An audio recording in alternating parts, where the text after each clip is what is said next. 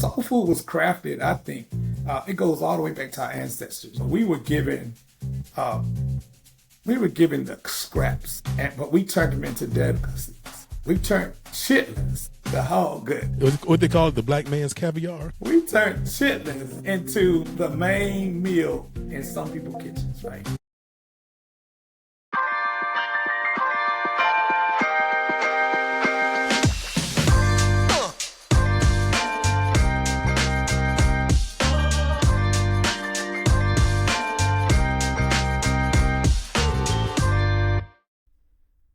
Hey, family, welcome to the Black Man's Roundtable podcast and another episode of our locally owned Black business series. August is Black Business Month, and so this episode is absolutely right on time. Today we have leaders from two locally owned Black businesses that also happens to be veteran-owned Black businesses as well. Today we have the co-owner of Hunter's Soul Food Cafe and former Locust Grove, Georgia mayor and current Locust Grove City Council member, and my fraternity brother, Mr. Vincent Williams. Welcome to the podcast. It is great to have you here, sir. Well, thank you, Brother Roderick. I appreciate that invite, man. Thank you. Absolutely, man. It's great to have you here. And next, we have the president and CEO of Fryer Appraisals Incorporated and the producer and co-host of the Local Lookout with Rodney and Bobby podcast right here on the Black Man's Roundtable platform. You all know him. We are glad to have him here as well as a guest, and his name is Mr. Bobby X. Fryer. I would welcome him, but actually Bobby right now is having some technical difficulties, some technical issues, and we hope to have him on at some point. But at any rate, we are glad to have you here, brother. Like I said, it is the first time I think that you've been on the Black Man's Roundtable. We've tried to get you on a couple of times back when we were doing the live on location, but our schedules kind of kept getting a little hard because you're city council, you've been the mayor of Locust Grove, but look, brother, it is good to have you here. Do us like intro of yourself, Vincent, before we get started with the questions. Okay, thank you, brother. Again, thank you for bringing me onto the show. And yes, man, it's been a long time coming. I've been trying to get on this show for the longest, but as our schedules, collapsed, and of course, and yes, man, busy. But I've kind of dialed back a lot of those things that kept me busy, being a school teacher and then being on council and then doing a whole lot of stuff with this restaurant. Anybody who owns a restaurant can tell you that it's one of the most busiest things that a man can put into his life. Me and my wife both, my wife Mary, who is the chief operator of the restaurant. I like to say I'm the silent problem. Because a lot of times, when you got a wife and a husband working together in a place, those things can present some issues even after you go home in the evening time. So thank you, man. Hunter's Cafe. I'm a retired Navy vet. I spent 27 years active duty Navy, and me and my wife decided to pick up on her mother's dream. 1976. This restaurant opened up. That's what I was going to say, Vince. Before you got in too deep into the weeds, I was going to ask you how. My very first question is ask you how long, because I know it's been since 1976. Yes. Next year would be your guys' 50th anniversary. Talk just a little bit about that before I get into the first kind of conversation piece that we're going to have about the restaurant. Yes, sir. Well, 1976, my mother-in-law had a dream. That dream was to open up a small little, we call it a cafe. And it was in a small building. None of us could even dream how this thing would continue to be rolling. I actually married into the family in 1990. When my wife worked for, she was a corporate member at the time, working for Norfolk Southern Railroad. Well, my mother-in-law passed away in 2012. And me and my wife thought, hey, wouldn't it be a great time to continue the legacy that her mom had for this restaurant?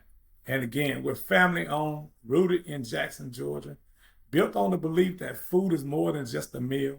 It's a fellowship, a tradition, a comfort, a gathering place for neighbors, friends, and family members to connect with good food. The name was inspired by my our family values and legacy and community first. Hunters, it actually started out as Hunter's Family Restaurant and then evolved into Hunter's Soul Food Cafe. Great. Well, look, you already covered my first conversation piece, which was, the inspiration behind the restaurant. So you've already covered that. And so let's get right into my next conversation piece that I want to talk about, which is obstacles. We know that we all have them, especially when you're talking about a restaurant. There are so many obstacles that can get in the way of someone who's trying to, start a restaurant. So I want you to talk about what was some of the biggest obstacles, or at least one big obstacle that faced you guys early on, not so much later on, because I know a lot of people are looking at this to say, hey, I want to start my business. I want to start my restaurant, because, restaurant is, and I will let the people know that the reason I had you and Bobby on with his business for this episode is because I wanted to have one business that we're very familiar with in our community, in the African-American community, which is, restaurants, and one that was not so familiar to us, or I think less than 2% or less than 1% that Black owned, which is appraisal companies, and Bobby does that. So I wanted to have that contrast, and so people can hear. But here's what I know. I know that a lot of people want to start those restaurants. Everybody that think they can cook. I know you know what I'm about to say, Vincent. Everybody that think they can cook, think they can run a business, but it's just not quite the same. And I want you to talk about at least one obstacle that you guys faced early on, and how y'all overcame it. Well, first, finding the right location. Like I said, my mother-in-law started out in this little small building, and it quickly grew. And one of the things that I will say that facing any small business is getting in your building, the upfront money it costs. See, a lot of times we think we can just roll into a place and cook. It doesn't work that way. You have to get a city certified permit to be in the building. You have to have the fire chief come out and say, and he normally would tell you your capacity. You may think you can get 200 in your building. The fire chief may say, nope, based on your square footage, I'm only going to allow you to have 1,200. And then there is also a big, so you're kicking these fees out. And then there's your business license that you have to qualify. Thank God I'm a veteran, because when me and my wife took the restaurant over, veterans do get that business license for free in Georgia. So that was a cost that we did not have to pay. But yes, ensuring that those were obstacles, because we did not foresee having to start up and other fees about $5,000. Okay, so one of the biggest obstacles early on, just so the audience really understand, is startup capital. It's one of the biggest obstacles that you're going to face early on. Okay, great. All right, well, we're going to slide right into support systems. And I think that is very, very, now I know you have a family business, so this business has been around since 1976. And so I know that there's a strong family support system that operates, with Hunter Soul Food Cafe. But however, what I want you to talk about is what has been, I know it's probably going to be family, but what has been your biggest, yours and your wife's biggest support system in this journey, in the entire journey? Great question. And I can tell you, and while you were talking, I thought of a great friend who is a friend. He owned a steak business, and he had owned another one at another location, but that business, he closed one of the businesses. So when we started, we didn't have anything. We didn't have no chairs, no tables, no POS system, that's your cash register system. And me and Jimmy were talking. I said, well, look, I'm about to go find this restaurant place in Atlanta, and we got to acquire a whole bunch of stuff. That was going to be another another $25,000 startup to add to your startup cost. And he said, Vincent, I got a storage building that has just about everything you just said you needed. And brother, because I know you, I'm gonna let you have every bit of it. You just go up in there and get it. So having now that was a unique, but that was a great support, and he's been really supportive in letting us know what the ins and outs. Now my family, and when I mean the ins and outs, my mother-in-law started this business, but me and my wife brought it into mainstream. There's a difference. My mother-in-law had a mom and pop shop. She just took the money up in a little pail and counted it at the end of the day. But me and my wife brought it into a mainstream where we doing a whole lot more catering. So having that support system from my good friend Jimmy really made it a great start for me and my wife. Hey, I guess you can expect that. Hey, when you're having a business that dates back to the 1900s, brother, you're going to, like you said, old school. You and I think we grew up both in the 70s and 80s or whatever as youngsters and everything. It was quite different, back then, and a lot of things were mom and pops. And so, but I want you to keep that. I want you to keep that energy going, because I have a question a little bit later on, or a conversation starter a little bit later on that kind of highlights the journey of having a business, especially a restaurant, that has sustained for so long. I guess I want to get right into, we know that Black businesses have unique challenges, like no other business in America. Have quite a few unique challenges. And so as a Black business owners rather, what is a unique challenge that you guys have faced? Even I know competition might be one of them, but even as a Black restaurant, people, or a Black owned restaurant with soul food in the title, I know people may think, well, there may not be any so-called unique challenges, but I believe there are. There are always a unique challenge when you're talking about a Black owned business. Can you talk about one of those, Vincent? Oh man, yeah. And I'm sure it's not going to be a shock to you when I tell you what this challenge was. This challenge was us. It was us. I can believe it. Brother, this is so near and dear, and sometimes it even hurts. Me and my wife started out, and I thank God for other races coming in to support us, because our doors would have closed. Because our people believe that, the ice is colder on the other side. Yeah. Seem to believe when I bought my wife a new car, it was in I call the streets that they bought the car, because they were supporting us. If we did anything out of the normal of just living our lives, because I was in the military, so my wife, I was taking care of my wife. The restaurant wasn't.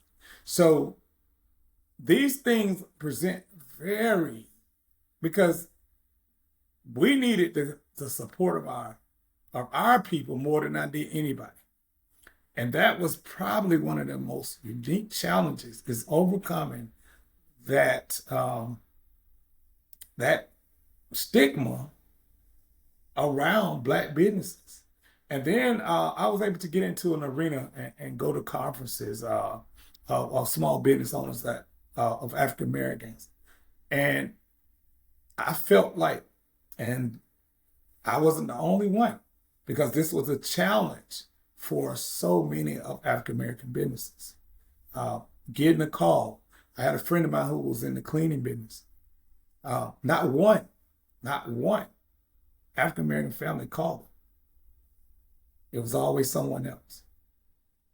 So we have to put down, especially on Small Business Month, go out and support a small Black business owner. And I'm not trying to be racist in any way, but a lot of small businesses need that support from the people that look like you and I. Yeah, and and that's why I wanted to make sure that I put that conversation piece in here, because people just assume that we're out here just supporting each other, and that because we have a black owned business, especially a niche business like what you have, like I said, even got soul food in the name, that there's still a lot of struggle in getting our people to to support us.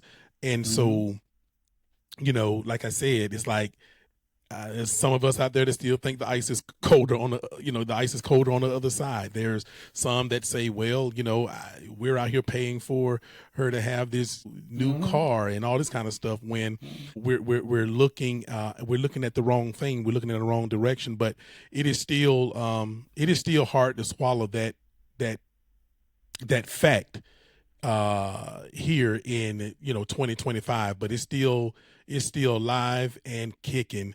Vincent, I know I don't have to tell you that at all, being that not Hmm. only are you a black business owner, but you're also a black educator. You're also a black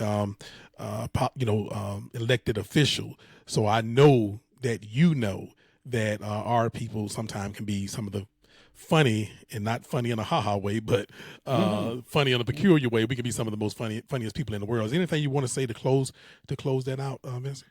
I'll just say this, man. It's we were some of the biggest contributors to our causes. So we took those dollars and we rolled them back into our community to it hurt. And but we never got out there on social media and blasted what we were doing. We did it in silence. But those dollars that we raised, that we made, those dollars went back right back into our community. But at some point, I just didn't feel like our community was serving us, but we were serving them. Okay, let's talk access to resources. You kind of hit on it at the beginning, but I want you to go into a little bit more depth, if you can, about access to resources, because that's also another unique thing that we face as black business owners, and banks and institutions, Hmm. and like you said, even equipment. People kind of look at us differently. But what are at least one of the unique access to resources that you may have ran into that did not so much work in your favor, as far as access to resources and any other opportunities? Um, SBA loans, big loans, access to capital. You know, those are the those were some of the biggest obstacles in the beginning as we begin to expand our operation, to move in certain other windows, uh, and expand our reach. We start meeting the right people, and when I say people, I'm talking about bankers, key move, key as we say, shakers and movers in our community, who put us into the right direction of SBA loans. That was our first SBA loans given by African American Bank right here in Atlanta. And so those resources came from them. And so I'm appreciative to them for allowing us to be um, a part of their bank and extend loans to us. That was the first thing that drove us into being able to afford a food truck to go alongside us. Also, working capital is key. Sometimes at the end of every month, you don't, sales might not look like you want them to look, but small businesses are some of the biggest employers of people. Yeah, I And think the largest employer in America is small, I, I, I would yeah, agree. small And so businesses. it wasn't just about me and my wife surviving. It was about the 20 people we employ and how they survived. So getting access to capital sometimes was the reason we stayed up, the door stayed up. Okay, and being a Black-owned business in the community, I know you do a lot in the community. I know you do a lot in Locust Grove, in Henry County, just all over, especially, the East metro, Southeast in particular metro of Atlanta. You're all over the place. But what I want to know is, what I want you to talk about rather is being a locally owned Black business in that area, especially for so long, almost 50 years next year. What does that mean to you, your wife, and your family personally? Community. Community is so big for me and my wife. We built our life and we raised our kids to believe that community was the key to our survival. And so many businesses, and I've seen so many restaurants start, and they start out with the idea, like you said, they felt like they could just cook, and they open those doors with not understanding the longevity it would take to even start seeing some kind of profit in the business. So our community in times came out to support our community as a whole. When I say the community as a whole, worked well. But me and my wife, we did a lot of stuff within our community. Back to school bashes. We've done a lot with the seniors in our community, feeding those for Christmas dinners. So people saw us in the community.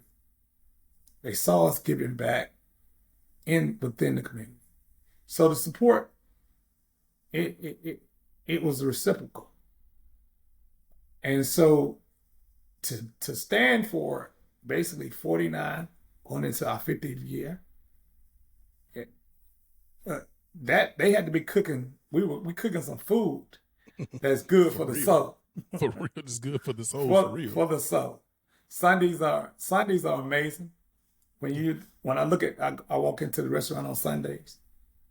Some of the things that really, out of long days and weeks, some things that really make me feel good is to look out there at some of our long tables and see families having their Sunday dinner. Yeah. Actually grabbing hands and praying together. Man, that really, that set it up for me to say, we can do this, baby. We do it for a long time. And my mother-in-law echoed that. That's the reason she did it.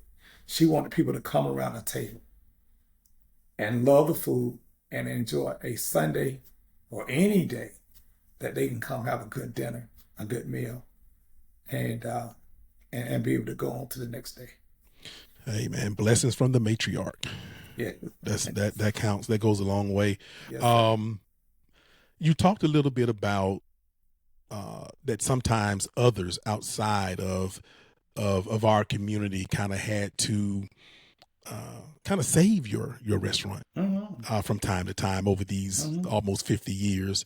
And you didn't get into it, but I want you to take this opportunity to talk a little bit about the balance that serving your community, like I said, you got soul food in the title, the balance of serving your community while also reaching broader markets.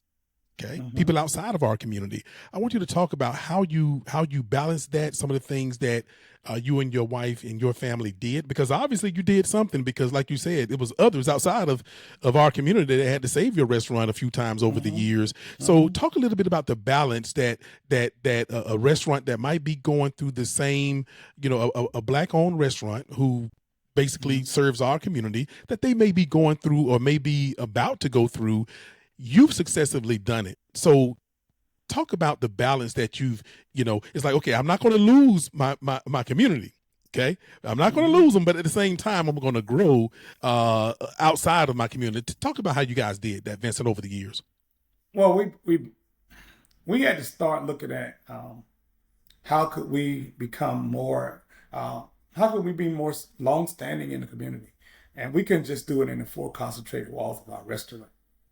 We had to figure out how could we expand it. So my wife and I got into catering, and we expanded catering, uh, and we expanded catering to we're doing more catering per week and per month than what we're doing at our day-to-day setup. So our catering saved me in those months like Christmas, when there's a big holiday rush and people not stopping in and eating. They shopping. Right. But we may have gotten a church who wanted us to feed 500, and another church that wanted us to do, because one of the things that my wife and we're known for is the turkey and dressing.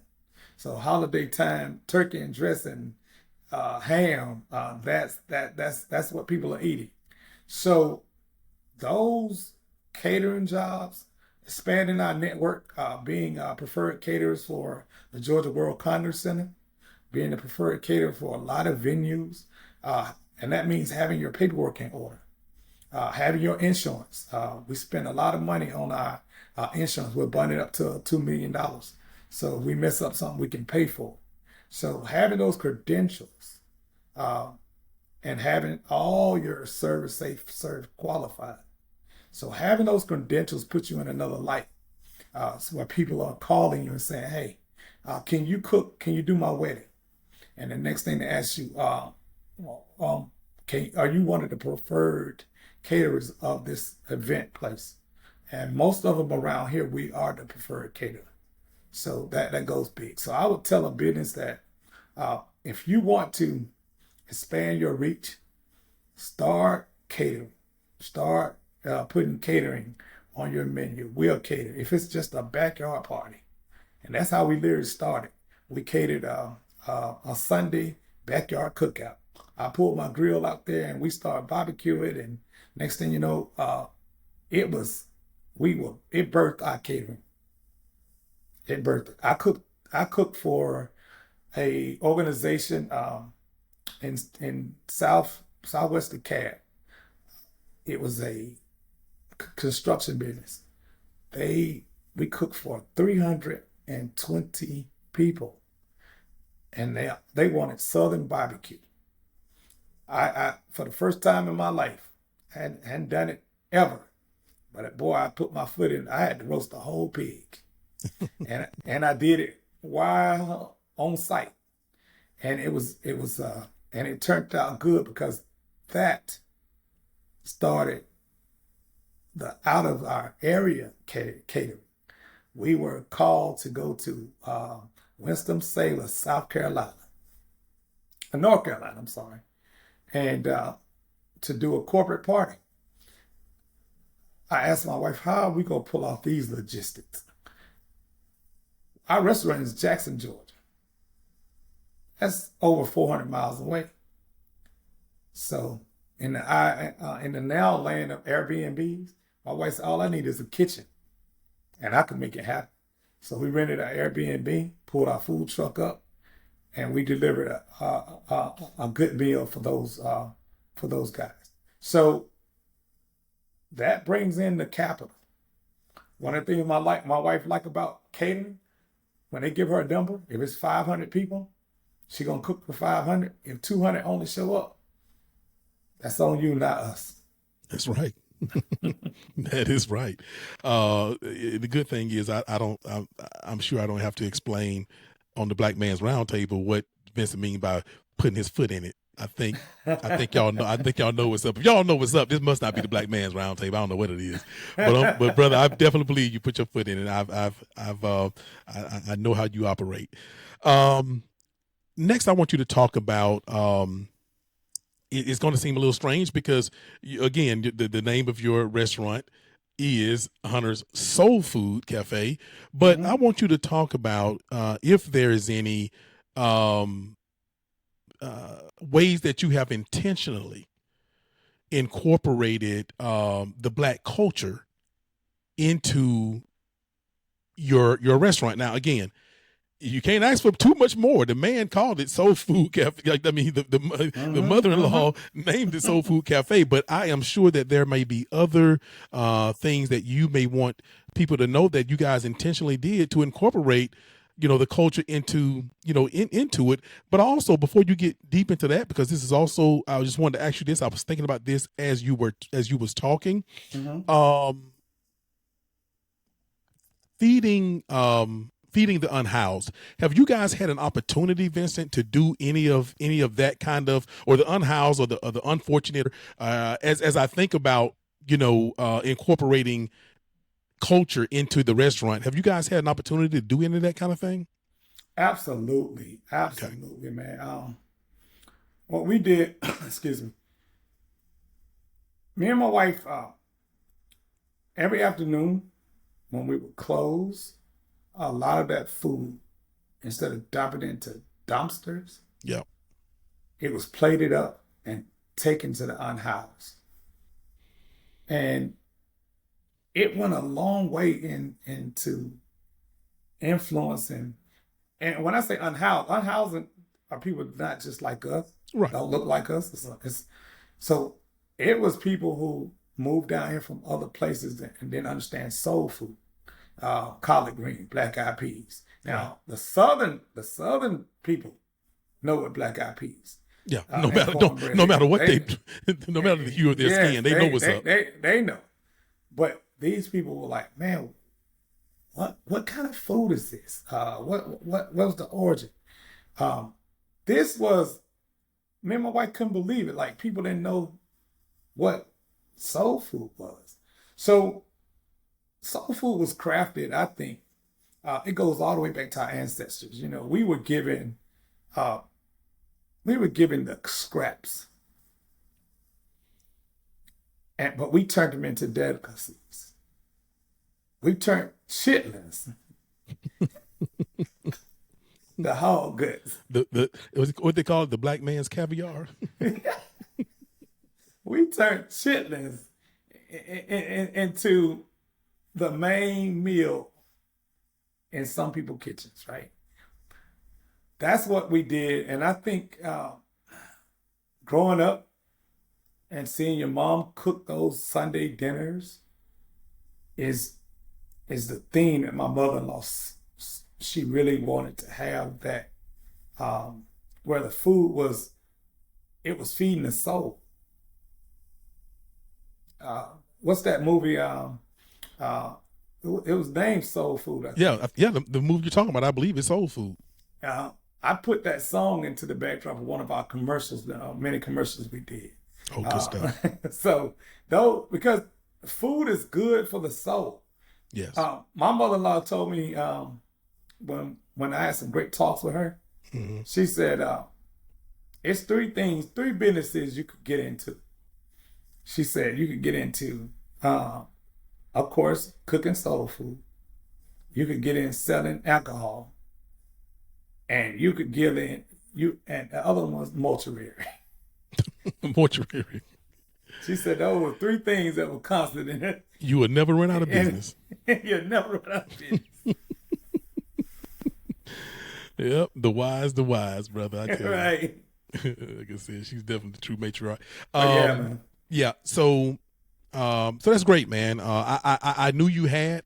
I just wanted to make sure, because you're a humble guy, and I wanted to make sure that we not miss that opportunity to let this audience know the amount of work you and your family do, man, for the unhoused, for the unfortunate out there, and it's way more than just in your capacity, as a local elected official, but it's as a restaurant owner, entrepreneur, and just a good Christian guy, so just wanted to make sure that we did not, go over, miss that.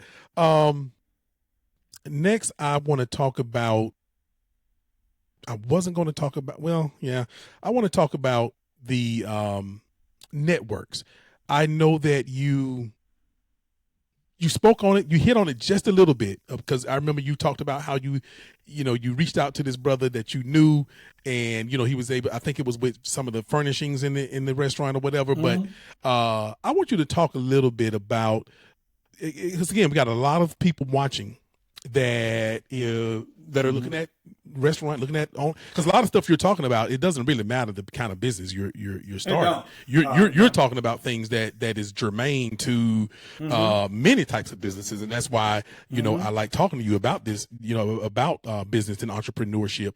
But I want you to speak a little bit, go into a little bit depth about networking and how important having good networks are in being a business ownership or entrepreneur.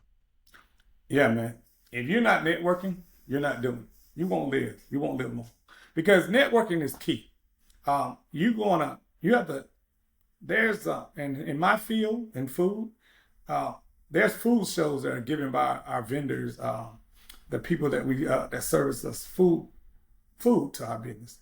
And they have these big gatherings of restaurant owners that come out to this.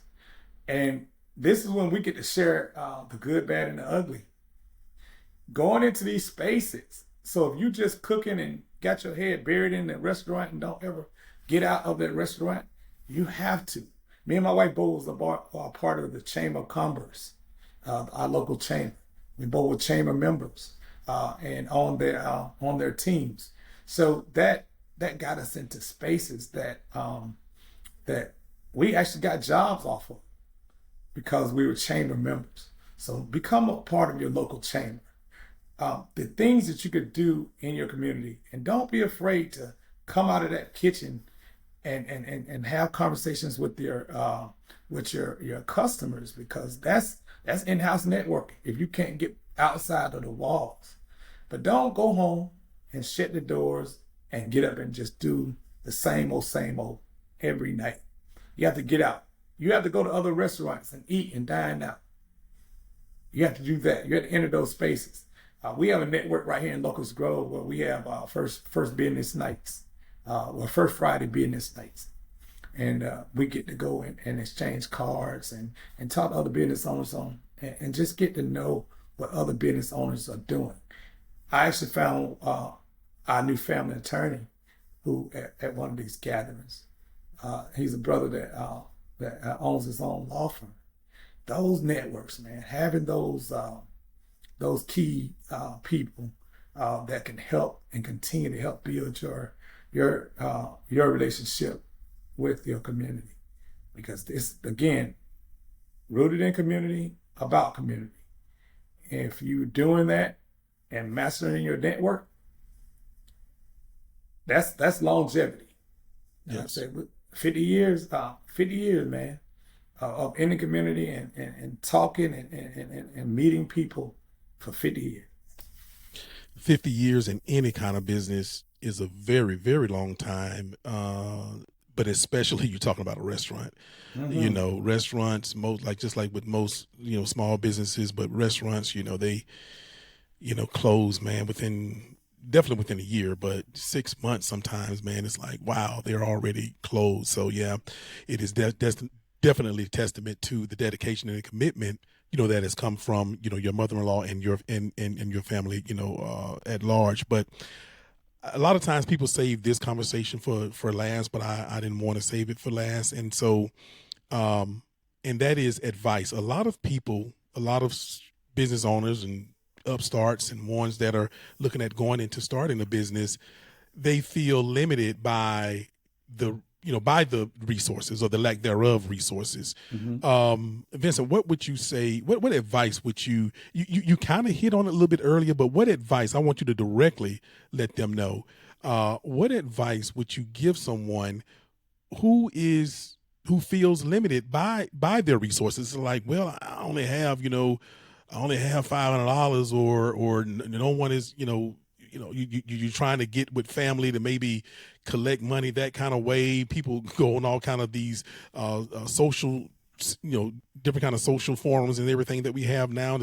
But what advice would you give someone that is concerned about limited resources? Well, first thing I would tell someone who with limited resources because we've been there. Yeah. It's all about experiences. It's ensuring that though in times like that when you're in desperate need of capital, that you've tried to pay all your bills on time. You've tried to pay everybody that you all your people that you owe, and then you access. Well, first, let me tell you what not to access. Okay. Wall Street have a bunch of hedge fund guys that are doing what they call MCAs. MCAs are short-term funding for businesses, and not just restaurants.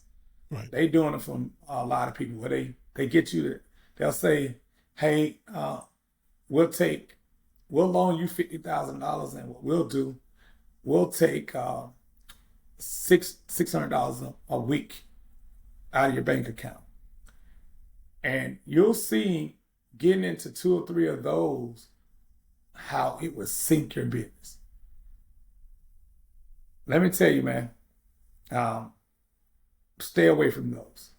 I've seen so many businesses close, so many restaurants close, and it happened during COVID. COVID shut down a bunch of restaurants. People didn't pivot. We had to remain open. We wore masks and we tried to stay our distance. We had our customers come to the car. You know, and look, we open for business. People wanted to eat, so we fed them. But that capital was low. It was hard. So saving your capital is cool. If you don't do nothing but put $50 a day into an account for yourself, for times like that, you're doing yourself an injustice. So those little things, but capital is good. Your local bank, if you've built a relationship with your banker, going back to networks, right? We were able to get a bridge loan from our bank during COVID. They came out, it was for the first COVID relief came out. Businesses were shutting down. And we were at the point where we were going to have to shut down. I had to influx a lot of capital of my personal capital into my business to keep it open. And there was a lot of people didn't have that range to do that. So I would say you have to ensure that you're in this business for the right reason. You're in any business for the right reason. It can't be for the love of money. Because when the money get, what's that old saying? When money get funny, you start some of the biggest arguments that me and my wife have had, man. We weren't arguing about the family money. We were arguing about the restaurant money, you know? So I tell you, it's during those tough times, I remember us getting on Facebook and advertising heavily on Facebook and getting people to come. My wife said, "We'll deliver to you." We were delivering to people. We were trying our best to keep the restaurant open. But when they gave out the COVID relief funds, that PPP loan that everybody got, you remember that? Everybody got PPP loans. Yep. And a lot of people got them illegally. Yep. And we had to wait on a PPP loan, and even though we had the correct documentation. So we finally got that, and that loan kind of bridged us. And still to this day, some of that COVID money is still bridging us today when we come on the show. Well, you guys did the right thing with it and use it for the right reasons and a legitimate business, so that's great. But what I'm hearing is that as far as advice is the main takeaway that I got, Vincent, is save your pennies. Save your pennies and build relationships with especially local banks. Yeah, banks. That seems to be the big takeaway. So if you're a little nervous and you're worried about limited resources out there, hey, you heard it from him. You know, like I said, almost 50 years in business and definitely running it since I think 2012. It can happen, but you just got to be patient. everything don't come, overnight. So that's what I'm hearing. Exactly. And so and I think that's a good segue into having you to talk about the future. Where do you see the restaurant in 5 to 10 years, and what do you think it'll take to get there? Oh wow. Well, if my wife was sitting here, she'd tell you 5 to 10. She'll be saying 50 and done. But a lot of her customers will have a heartfelt. They'll be really disappointed if she shut those doors. She have a great base of customers that really support her through it all. So I see Hunter's shifting. So one of the things that we're discussing right now is Gen Zs wasn't brought up on collard greens. They weren't brought up on black eyed peas. So we're using our grandkids to test the new menus, like the shrimp bowls, the new menu of Hunters. We're not moving away from our roots, right? But we have to shift the mindset for our new generation.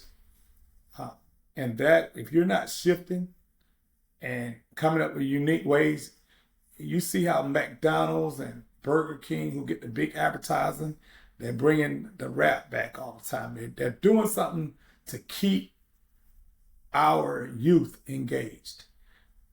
And I heard something the other day. They said Gen Zs are probably the worst generation. They don't like to eat out. They stay home. And if they stay home, a lot of restaurants are going to have trouble. When the McDonald's have troubles with their sales, small business owners they got the flu. Right. You better believe it. Yes. So, and I think that I'm glad you hit on that, because I think it's one of the things that sinks our small businesses and locally owned businesses in our community quite often, which is just the inability for the owners to adapt to change. And it's like, well, this is the way my grandmama did and my mom. Well, I don't know who to blame it on, or even if it even deserves blame. Is it Gen Z's fault that they don't eat soul food and collard greens or that kind of thing, or is it the Generation X, our generation, fault for not making them eat that stuff? Right, you know what right. I'm saying? So, Right. so I mean, he's like, who do you blame? Well, I think you don't blame anyone. I think you just adjust, and I'm glad to see that that your restaurant, that Hunter Soul Food Cafe, is adjusting or making an attempt to adjust to that. But I think, if all is said, every single thing, and it's mostly anecdotal, but every single thing that I've looked at and seen as far as and heard about and read about as far as restaurants is that the restaurant business is suffering a little bit because people are a little bit more health conscious. But the good thing about it is that it seems to be the fast food restaurant, and what you guys are serving is not fast at all, right? This is slow cooked meals. And yes, so it's like, okay, you got these generations, in the millennials, in the centennials, and the generation Z and Y and whatever, that are used to kind of instant gratification, right? They want it now. Soul food ain't something that you cook in a hurry, because most of it was scraps. They gave us a bunch of scraps, and you had to cook that. You had to cook the crap out of those scraps, and so therefore, it couldn't be something that could be done so easily. But however, I guess what I'm getting at is that people need to understand that yes, these young people, they want it now. You guys are finding, alternative ways to be able to give them something quick that they don't necessarily have to wait for, but it's not fast food. It's not a burger. It's not a taco or whatever, that's prepackaged and all of that stuff. So I think that's definitely something to look forward to. But finish that out for me, Vincent.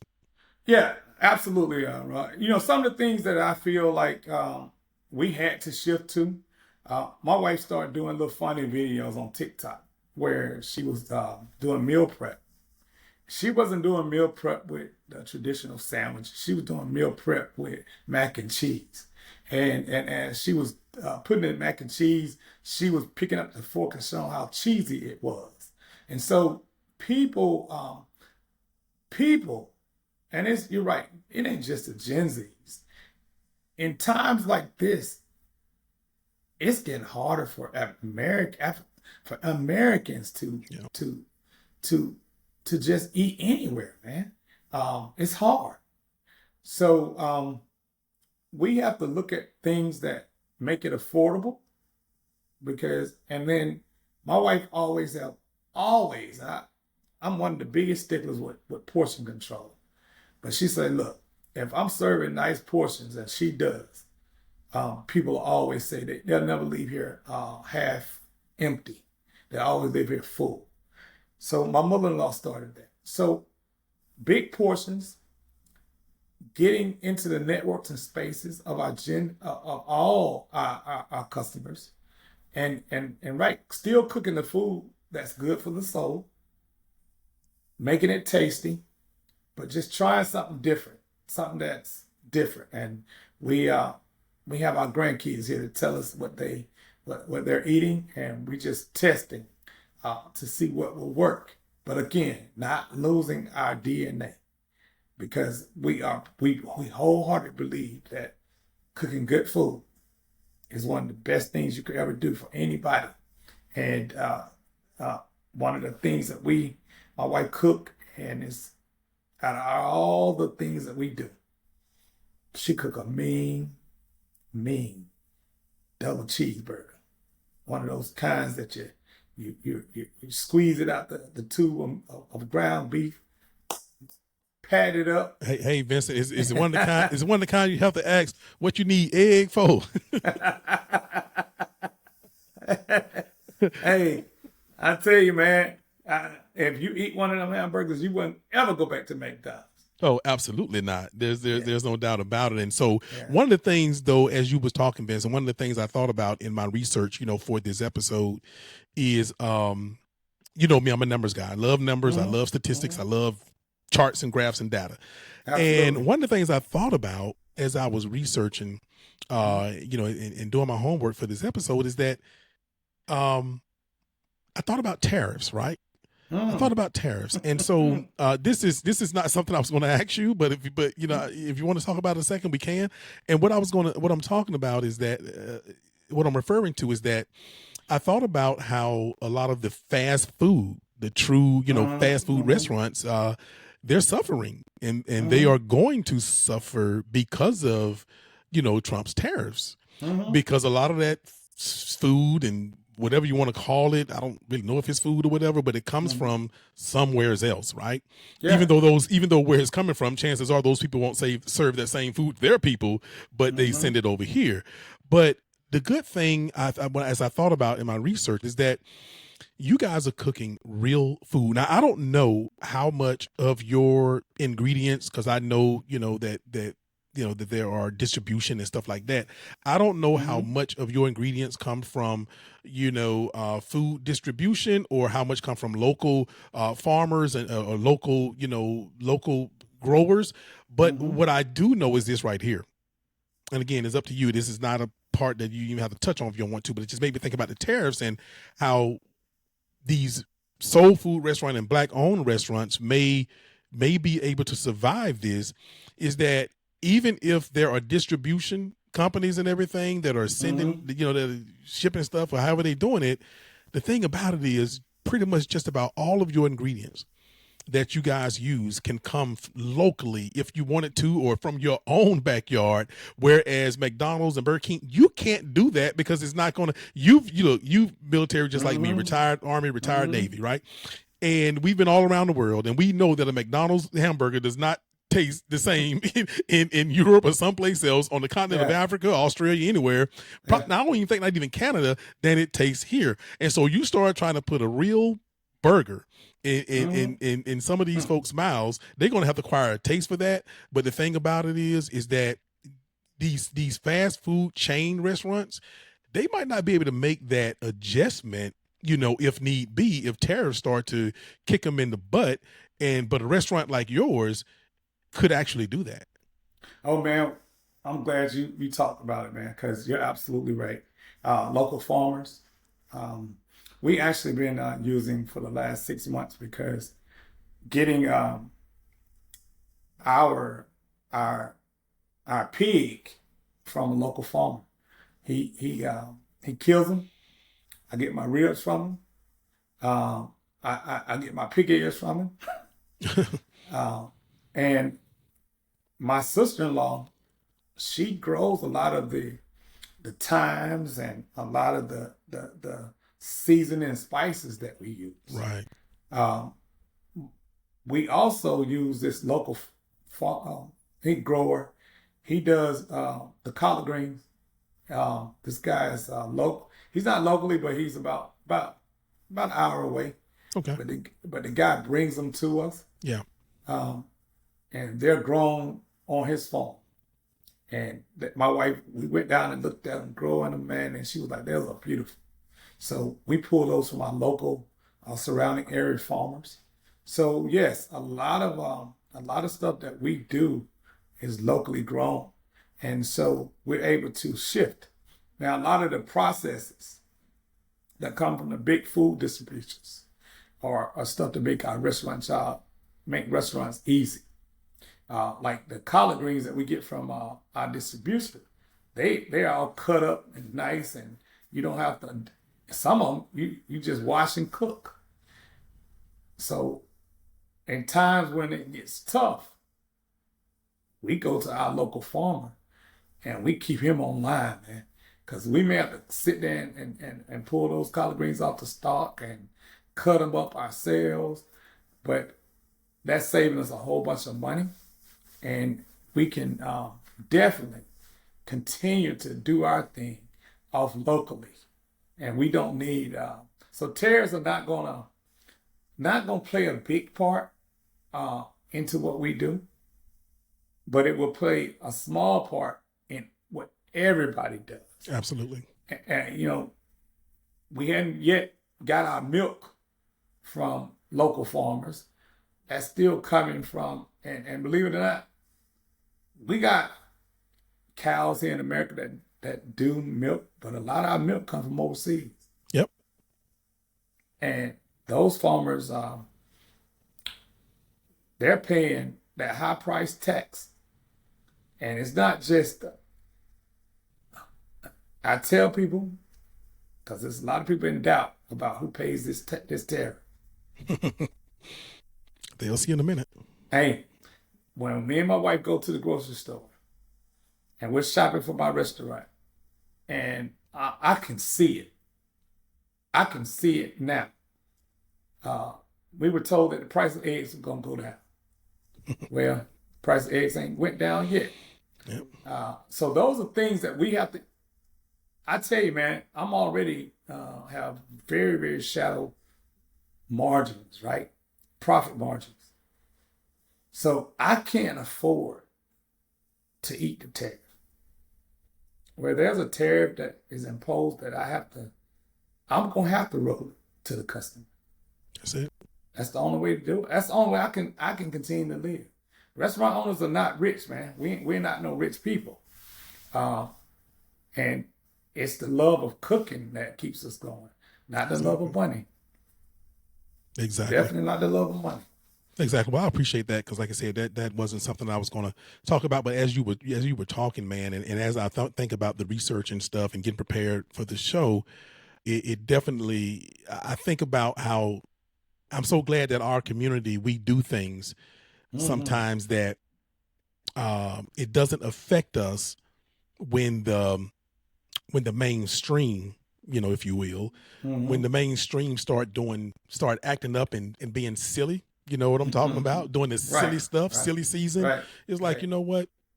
We good. we're going to be all right. That's So right. while everybody else is screaming about their restaurants and all of this stuff, and your Italian restaurant, I get my ingredients from Italy or whatever. All right, I'm just saying, so I'm just glad that we do some of the things that we do, Vincent, and so how we just, home, we do a lot of homegrown stuff, and I use that term because that term was used by our president to say, it's going to start going after homegrown criminals, and we know that might be so. We homegrown, so keep it homegrown. But we're not going to get on that because, like I said, we're going to have you around here enough to talk about that kind of stuff, going forward. But I do want to ask one more conversation piece from you, and that is you hit on it a little bit, and I want to I don't know, caveat or at least surface this with you talked about the restaurant, and when I asked about what do you see it 5 and 10 years from now? Like you said, your wife is like, hey, 50. Well, your wife might want to talk that right now. Who knows? Right. It's a lot of hard work. But I do want to talk legacy, right? I understand that the generations after us, your millennials and your Gen Z and Gen Y and all of that, we were that. We're what you call that the latchkey kids, right? Right. So many of us had to raise ourselves because we're working 2 houses, 2 income, 2 jobs, whatever. Right. But we were kind of the last generation to to just earn. We had to do it, bro. We had to do it. We drank water out of the hot water. Out of the hot water hose outside. We've been out made there it work. baking and That's get your lips burnt from you right. you go outside, you got to stay out there till the sun goes down and stuff like that. So yes, sir. but we were also that last generation that we didn't really witness and and go through the the Jim Crow and some of the other things here in the South and desegregation of schools and stuff like that. We might have saw remnants of that, but considering our generation is supposed to be somewhere from 1966, I believe, to 84 or 82, depending on who you listen to. But at any rate, legacy. Restaurants are a lot of hard work. And I know that, I guess I can safely say that that those millennials and all that, they're not made out of the same thing we're made out of. That, right? No, bro. We're not talking about y'all. Hey, so look, man. Millennials don't go jumping on here. We're not talking about you, but we're not talking about you. Hey, I'm gonna tell you, man. But I do want you to talk legacy a little bit, and so that way, you know what, Vincent? So other business owners and Black-owned businesses that might be in the same situation that you're in, and it's like, especially those ones where it takes grind, and you got to grind every single day, and sometimes some months you might not even see a profit or whatever. But I do want you to talk about legacy into this restaurant of 50 years, and I want you to talk about legacy, and however you feel you want to go in it, bro, go in it. But I just wanted to make sure that I preface it with, what, it's just not made out of the same thing we're made out of. But hit it, brother. Hey, bro, I can tell you, I'm not built like my father-in-law. Exactly. Man, he was in his 90s and still cooking the meat, bro. I mean, I'm like 90. God, man, bro, if I could see myself doing this at 90, God help us, right? I think legacy is instilled and driven into us, into our generation. Because I think we were closely with our parents. We actually could see their vision. Yeah. But I think that's different from my kids. My kids see the grind every day. Yeah. And they have their own careers right now. Right. But they see what their mom go through. And they want no part of it. they like, hey, mom, they champion the 50 and done. They're saying, Mom, do 50 and be done with it. Because they don't want to be called that generation that, oh, so y'all weren't good enough to keep the restaurant going. They don't want to be known for that. Right. We let me give you a little history of how me and my wife took it. Man, I set up and moved. Me and my wife jumped into this restaurant business because my mother-in-law passed. But prior to my mother-in-law passing, uh, the restaurant, the current location that they were in, well, not the current, the location they were in at the time, it burnt down to the ground. It was my mother-in-law passed before we could reopen the restaurant. And so when we would walk into stores in the community, people would be like, when Hunter's gonna open back up? When are y'all gonna open back up? I heard that from, we couldn't go out into our community without that question being asked. And so one afternoon, man, I think I flew home from where I was stationed at. And I asked my wife, I said, babe, what are you thinking? Do you think we can pick this legacy up? And she was working for Norfolk Southern at the time. And she said, you know what? I've been thinking the same thing. I think I like to take this on to please my mother, to see my mother smile on us. So she grabbed hope to the legacy. She had been cooking in her mom's kitchen for years. Her mom taught her and her sister, they're both twins, how to cook at a young age. And now people are saying, girl, you cook just like your mom. So they took and embraced the legacy. Generations today don't want, it's instant gratification. It's not the time, this has been a slow, and when I say slow and painful,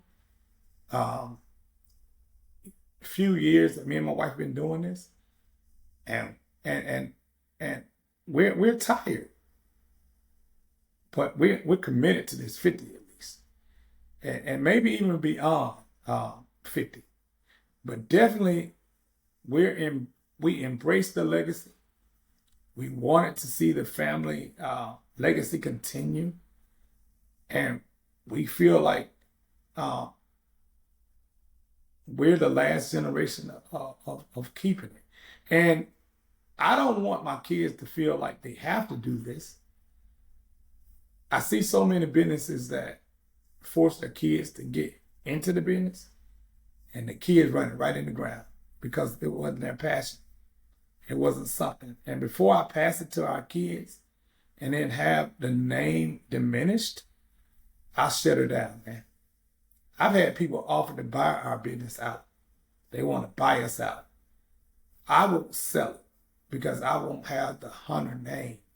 It's not my name, it's my wife's family's name. I won't have that name tormented behind bad food. I just won't do it. So I think the legacy stops with us. Absolutely, man. And now, look, I appreciate your honesty because I know that there are many people, Black-owned businesses, who is kind of stopping with them, mm-hmm. and is going in another direction because as far as not passing it on, to the next generation, because the next generation is not that they are so different than the previous generation. It's just that the world is so different, and they were kind of set up to not sustain the way that we're able to sustain. We were the last generation that you might have 2, 3, 4 jobs at the most, and you were retiring from that place, with the gold watch and all that kind of stuff. And the generations after us, they're not is retirement. Like, what is that? That don't even mean anything to them. And the whole gig economy and that kind of thing. And it is very, and a lot of these locally owned businesses, not just Black businesses, but all small businesses, mm-hmm. You're not about to get rich, and you but you know what? They can pay the bills, they can keep food on the table, mm-hmm. and for the generations that's coming after us, Vincent, honestly, they they want more than that from the family business. You know what I'm saying? They want more than that, and so I just appreciate your honesty, and so so I don't want for your kids or anybody to think that well they're better than us or it's just us. We're just not. No, yeah, I will say it 100 times that no, you guys are not built the way that we're built. But it's like Vincent said, we're not built the way the generation before us was built. People work from sun up to sundown, man. And so, but at the same time, we were still kind of, we were still kind of geared toward legacy, a little bit more than what they have. So, but I appreciate your honesty. I appreciate your honesty, brother. I'll say this too, man. And I've seen this on council. We get really berated by our citizens because we'll let a warehouse come, and they'll say, "Man, y'all let another warehouse open up in Locust Grove. Man, what are y'all doing up there? Y'all must be on the take. Y'all on the take, man." Mm-hmm. No, what's happening? You have these big old farms, because Locust Grove was a big farm. I mean, cows on cows, right? So a lot of big name people here had thousands of acres. And what they did, when them people passed away, their kids said, "I don't want no part of it. I don't want the land. I don't want the cows. I don't even want the house I was brought up in." As soon as daddy died, and the developer comes in and say, "Here go your 12 million. They taking it and they gone." Yeah. And so it's just not the food business that they're letting go. Yeah. It's a lot. It's the legacy in a lot of things that they're not gravitating to, because they want to do their own thing. Most millennials, most Gen Zs, they want to set their own path. They want to set their own roots. They want to kind of, they've been deemed as a technology generation. And you don't see a whole lot of taking hope on any legacy that's being passed. You know what, brother? I can definitely second that. I just hope that I look at when we're speaking about, just like you said, the legacy of the name, right? And I hope this is not a bigger issue in our community, because when I look on TV, for instance, and I see a lot of the, it seemed to be more of the females than males, benefiting from their family name. Mm-hmm. Be it Trump, be it every time you look on any kind of morning talk show or evening talk, it's like, isn't that what's his name daughter and what's his name daughter and what's his name daughter? Every time you look around, they are benefiting. They hyphenate. They do whatever they gotta do to benefit from their family name. But then I see something like, Malia Obama come out and she want to drop the Obama name. I'm like, what is wrong? So I hope, and everybody else I was talking about, Vincent, when I was talking about all these people that are benefiting from their family name, these are white people, that I'm talking about. Now I'm sure that there are black people as well, black daughters and sons or whatever that benefit, especially when you talk about sports and that kind of thing. But it was just crazy for me to see that she was just like, she's dropping the Obama name from her professional life. I'm like, girl, right. What are you doing? So I hope that's not a thing in our community. I hope she's not. But I don't think Michelle and Barack are probably happy about that. But it's like, hey, do what you got to do. Let's see how it works out. I mean, ain't like everybody already know who she is anyway. But I'm just saying. Right. And I hope that she's not doing that, because I don't think you can run away from a name like Obama. Yeah, well, she's trying, bro. Hey, she's trying, and so she is definitely trying. I remember she was using a pseudonym or something at first, but but now she's. But yeah, I don't want to diminish the name, because I tell my kids, you came from royalty, so I would hope that they can. And I hope these young people hear what you're saying, Vincent, because you are like you said, that is your in-laws name, Yeah. and you are absolutely dedicated to not let that name, fail, or not let that name be associated with something that is, not positive, or something that's derogatory or whatever. So I hope you're listening, young people, because you say, what's in a name? I know these may not be our given names or whatever, but it's what we have. It's what we have to operate on. And Yeah. so I definitely appreciate that. Well, Vincent, look, let's get ready to close this thing out, man. Let people know. Let people know how they can get in there and enjoy some of this Hunter Soul Food in the Soul Food Cafe, your mobile,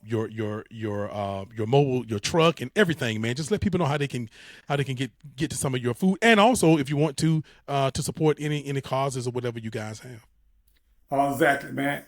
Well, first, man, thank you again for bringing me on the show. I think anytime that you can get around a table, whether it's set with food or set with a bunch of black men having a great conversation about empowering our community, I think that's real. So I want to give a shout out again to my queen, my beautiful wife, Mary, who serves up the most delicious, uh, mouth-savoring food that you can put in your body. You can find us at hunterssoulfoodcafe.com. Look us up on social media at Hunter Soul Food Cafe. And you also can visit us. We're at 310 Macon Avenue, Jackson, Georgia. You also can request any kind of catering from us. We big. We can do weddings. We can do your birthday parties. We can do your biggest events, whether it's your church events. Please look us up and give us the opportunity to serve you. We also are mobile with a mobile food truck. If you're in need of our services, please reach out to us. And you can 770 504 9111. So 9111. 9111. 775 770 775 775 504 9111. Gotcha, brother. Appreciate that, Vincent. And what I can let this audience know is that they have not seen the last of you on the Black Man's Roundtable. I hope not. I hope no, not. absolutely, brother. I am announcing we've already talked about it, that you are going to be a regular contributor on this show. You Yes, have sir. on this platform, rather, Thank you. on the different platforms that we have. You have a lot of information, a lot of expertise, bro, and we got to dig your brain. I've been waiting for a few years for you to kind of Yes, free up sir. that schedule. Yes, sir. Yes, So sir. we finally got that schedule freed up, and now Definitely. I can lean on you. Hey, bro, we need you Amen. here. It's tonight, but I'm sure that, hey, now he can react to short notice stuff, and so we're definitely looking forward to you being a regular contributor here on the Black Man's Roundtable, because I know they don't know out there yet, but I know some things that you have coming up in the future that is going to put it this way. If people know you on the southeast side of Atlanta, like I said, you're a guy that's in the community. You're feeding unhoused. You're doing the things you have to do. You're legislating. You're doing these things.